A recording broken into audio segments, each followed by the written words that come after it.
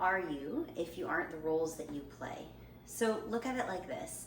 Yoga assumes unity consciousness. Everything is intimately and forever connected. And science agrees with this because there's only a handful of elements that all mix together to create all of reality, right?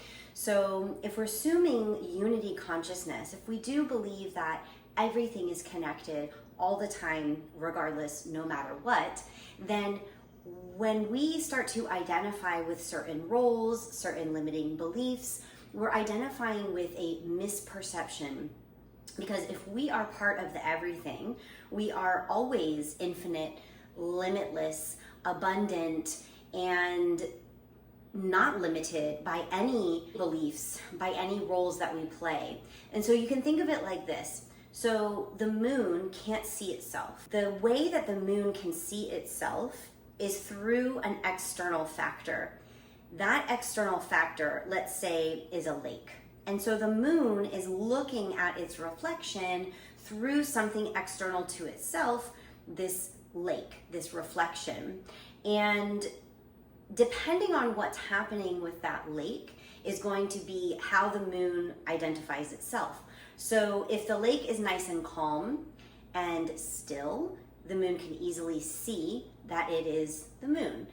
Whereas if the lake is windy, or it's a big lake and there are currents flowing, then the moon is going to get a distorted view of who it truly is. And so we're the same. We are the light that is everything, right? You can think of like the light of the sun is lighting up everything and making it real to us, because then we can recognize it. So if we are the light, but we are perceiving ourselves through something that is external to our true self, which is the mind, then whatever the mind is doing, we're identifying as that.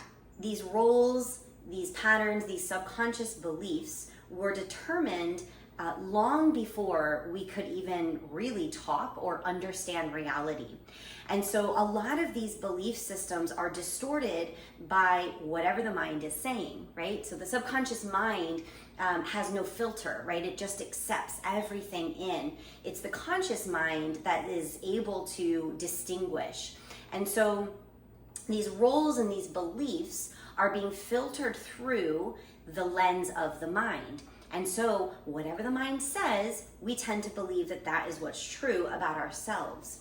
But it's actually a misconception. So it is an illusion that we are, for example, only the role that we play. Like I am only this person's partner, or I am, not good enough, or I am not smart enough. All of these things that we tend to believe about ourselves are actually lies that the mind is telling us based on programs that were put into place before our conscious mind could decide whether or not to accept them as truth. And so now, as grown adults with a fully formed prefrontal cortex, we're able to pick and choose which of those roles, which of those beliefs we believe to be true about ourselves. And we can let go of everything else. And also recognize when we are thinking, speaking, and acting based on an old belief system. So we can ask ourselves the story. What is the story that we're telling ourselves? And do I still believe this story to be true? Most of the stories that we're telling ourselves are programs that we learned from society, from parents, and while they may have helped us to survive as little kids, now those stories are outdated and no longer needed. If you're done living your life based on other people's expectations and programs, I've created a free resource for you called the Mirror Method, and you can download this free workbook. Just leave a comment below, Mirror Method. The practice is to take a look at how we're identifying.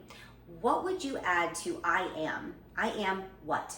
I am a girl, I am a mother, I am a daughter, I am a friend, I am a partner, I am a teacher, I'm a yogi, all of these roles. And then also start to pay attention to the stories that you're telling yourself in your mind. So especially when times are tough, when there is stress, when there is overwhelm, when there is any strong emotion, you can pause for a moment, recognize that you're in a strong emotional state, and ask yourself, what is the story that I'm telling myself right now? Is this story even true, right? And once we start to recognize these habitual roles and masks and stories that we are telling ourselves that we actually don't believe in our conscious mind, first of all, that's shining the light of awareness on it. So what's happening then is the mind, you can think of the lake as the mind, and the mind is moving, and or the surface of the lake has waves on it, right? And so when the moon then can recognize, that is a wave, right? Or we can recognize, that is a role, or that is a limiting belief. Simply recognizing its presence is enough to separate us from identifying with it. So it's very, very simple just to recognize, okay, how am I identifying? What stories am I telling myself? What are these masks that I'm wearing that are essentially covering my inner light? And as soon as you have awareness around it, it's not going to go away right away. But again, you can recognize that's a mask, that's a role, that's a limiting belief, that's a story from my religion or from my parents or my grandparents. And so then it separates you so that you come closer to your true identity, which is the light, which is the unity consciousness, which is the limitless, the vastness, the abundance, all of those things that you're seeking and feeling separate from. You actually never are separate from those, because there is no separation. That separation is only an illusion, and that illusion is strengthened by the thoughts that we have in our mind and us identifying with those thoughts, identifying as those roles that are external to ourselves.